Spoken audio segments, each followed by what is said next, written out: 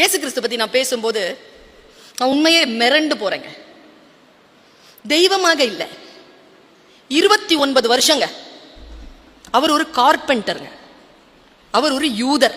28 வருஷம், 33வது வருஷத்துல 4வது வருஷத்துல சமூக அதிகாரத்தினால் கொலை செய்யப்படுகிறார். ஜஸ்ட் 4 years, 3.5 தான். என்ன செஞ்சார்? அதிகாரத்திற்கு எதிராக அவர் என்ன செய்தார்? எனக்கு கேட்டா சர்ச்சுக்குள்ள நுழைஞ்சு வியாபாரிகள் சர்ச்சுக்குள்ள இருக்க கூடாதுன்னு அடிச்சு உடைச்சு சாட்டை எடுத்து வெளியில அனுப்புறார். வழிபாட்டுத்தலம் வியாபாரத்திற்கான இடம் இல்லை என்று ஒரு குரல், எவ்வளவு பெரிய குரல் அது! எனக்கு அவரை பற்றி நினைச்சா ஏன் தெரியுமா ஆச்சரியம் இருக்கு. கன்னி மேரிக்கு பிறந்தவர். உங்களுக்கு தெரியும், அந்த காலகட்டத்தில் அப்படி ஒரு குழந்தை பிறந்தால் அந்த குழந்தை என்னவெல்லாம் சொல்லி இருப்பார், எப்படியெல்லாம் அந்த குழந்தை வளர்ந்திருக்கும். ஆனால் அவர் வாழ்ந்த வாழ்க்கையிலும், அவர் எழுப்பிய சில கேள்விகளிலும், அவர் மாற்றியமைத்த சில வழி சூழலிலும் இந்த உலகம் என்ன தெரியுமா பண்ணுச்சு? இந்த உலகம் தன்னுடைய கேலண்டர் இருக்குல்ல பிள்ளைகளா, ஒரு மனிதனுடைய வாழ்க்கை எவ்வளவு பெரிய வெற்றி என்றால், இந்த உலகம் தன்னுடைய வரலாறை இந்த குழந்தை பிறப்பதற்கு முன், இந்த குழந்தை பிறப்பதற்கு பின் என்று மாற்றி அமைத்தது என்றால், அவ்வளவு பெரிய சமூக மாற்றத்தை தோற்றுவித்தவராக இயேசு கிறிஸ்து திகழ்ந்து கொண்டிருக்கிறார். இது ரொம்ப முக்கியமான செய்தி, குழந்தைகள் தெரிந்து கொள்ள வேண்டிய செய்தி. நீங்க எவ்வளவுதான் சொல்றீங்க, சமஸ்கிருத ஆண்டு சொல்றீங்க, ஹிஜ்ரி சொல்றீங்க, எல்லாம் தான் சொல்றீங்க. அப்படி சொல்லி காலேஜ் நடத்திருங்க பாப்போம், அப்படி சொல்லி கவர்மெண்ட் ஹாலிடேஸ் விட்டுருங்க பாப்போம். முடியாதுங்க. பர்த்டே அப்படி கொண்டாடிட்டு இருக்க பாப்போம், முடியாதுங்க.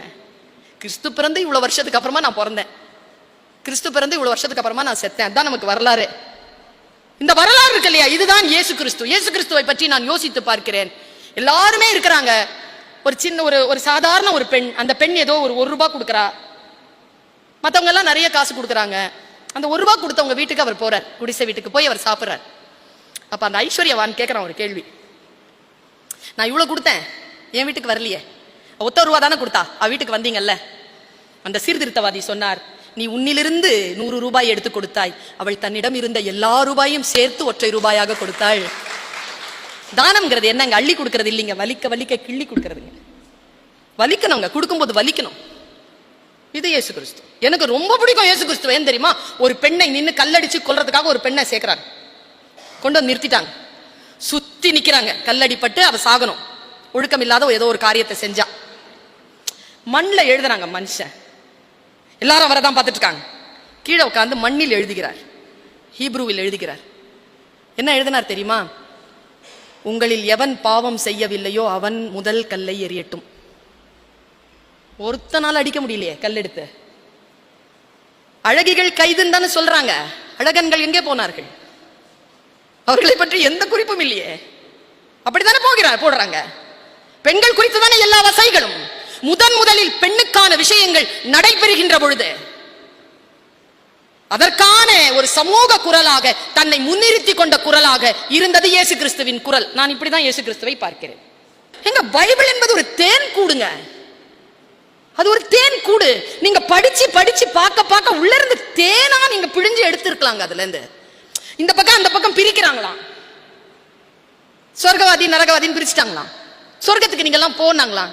அப்ப இவங்க கேட்டாங்க, கர்த்தாவே நாங்கள் ஏன் சொர்க்கத்திற்கு போகிறோம் என்றால் பைபிள்ல இருக்கு. அவர் சொல்றார், நான் நோய்வாய்ப்பட்டிருந்தேன், நீங்கள் என்னை பார்க்க வந்தீர்கள்.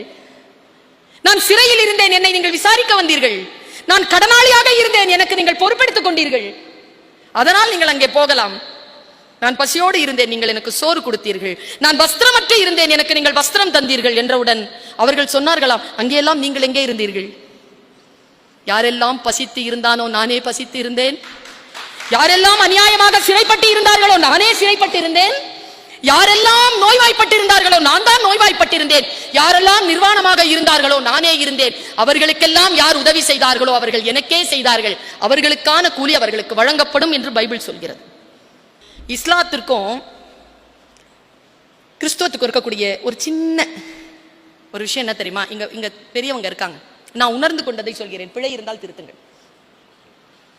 விசுவாசம், அன்பு, இது 2 இருக்கு. விசுவாசம் இருக்கு, அன்பு இருக்கு, 2 இருக்கு. இஸ்லாத்திலையும் இருக்கு, விசுவாசம் இருக்கு, அன்பு இருக்கு. இஸ்லாத்துல ஃபர்ஸ்ட் ஈமான் தான், விசுவாசம் தான். ஆனா கிறிஸ்துவத்துல ஃபர்ஸ்ட் விசுவாசம் இல்ல, அன்புதான். இதுதான் வித்தியாசம். அன்புக்கு பிறகுதான் வருகிறது விசுவாசம். கொரிந்தியர் எடுத்து படிச்சு பாருங்க. அன்பு சகலத்தையும் தாங்கும், சகலத்தையும் சகிக்கும், சகலத்தையும் நம்பும், சகலத்தையும். அன்புக்கு பொறாமை இல்லை. அன்பு தற்பொழிவை நாடாது. அன்பு அநியாயத்தில் சந்தோஷப்படாமல் சத்தியத்தில் சந்தோஷப்படும். நீ அந்நிய பாஷைகள் பேசினாலும் அன்பு உனக்கு இராவிட்டால் ஒன்றும் இல்லை. நீ சம்பாதித்த எல்லாவற்றையும் அன்னதானம் கொடுத்தாலும் அன்பு உனக்கு இராவிட்டால் எதுவும் இல்லைன்னு கொரிந்தியர் சொல்லுதுங்க. நாங்க நிக்கிறேங்க அந்த இடத்துல. நான் சம்பாதித்த எல்லாவற்றையும் தான் நான் கொடுத்து விட்டேனே, அப்புறம் எப்படி எனக்கு அன்பு இல்லைன்னு சொல்றேன் இல்லையா? இப்ப வேதம் என்ன சொல்கிறது? நான் இதை கொடுத்தால் இது எனக்கு கிடைக்கும் என்பதற்காக நீ கொடுத்தால் அதனால் இறைவன் உன்னை மன்னிப்பது இல்லை, உனக்கு எதுவும் தருவதில்லை. அன்பு மனவயப்பட்டு நீ எதை செய்கிறாயோ அதுதான் இறைவன் காலடிக்கு போகிறதே தவிர நோக்கத்தோடு செய்யக்கூடிய எதுவும் போவதில்லை என்பது விளங்குகிறது. அன்பினால் உன்னை செலுத்திக் கொள்ள வேண்டும் என்று சொல்லுகிறது.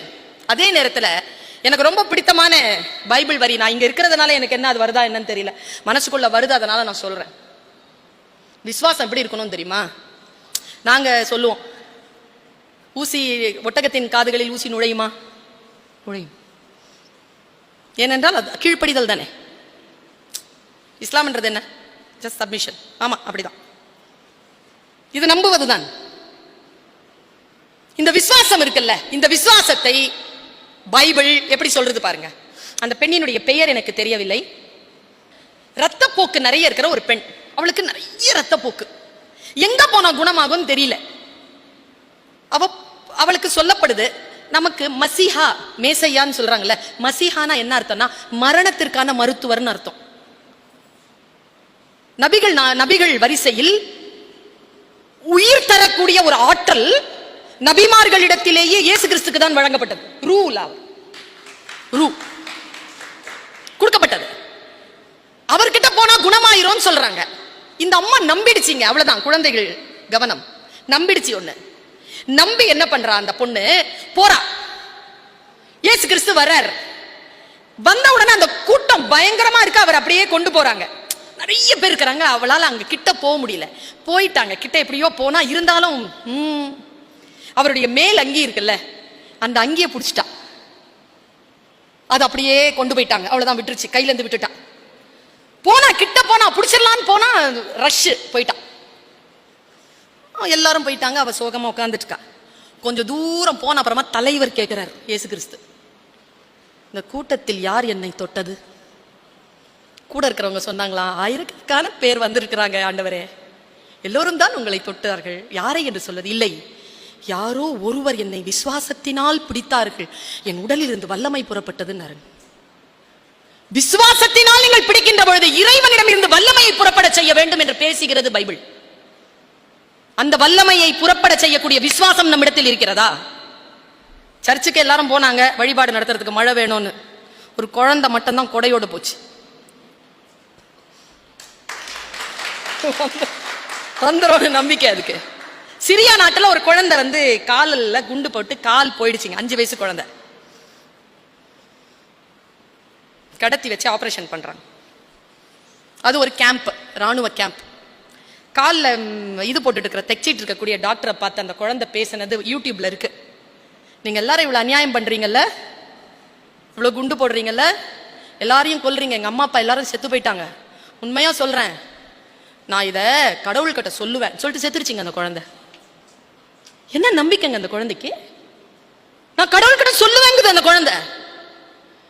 எனக்கு நடந்தது சொல்றேன். ஏர்போர்ட்ல இருந்து வீட்டுக்கு போறேன், ராத்திரி 2:30 மணி. அந்த ஐயா என்கிட்ட 500 ரூபாய் கேட்கிறார். அவர் நல்ல நம்ம மதத்தை பின்பற்றுகின்ற ஒருத்தர், தாடிலாம் வச்சிருக்கிறார், தொப்பிலாம் போட்டிருக்கார். வந்தார், வண்டி ஓட்டிகிட்டே போறார்.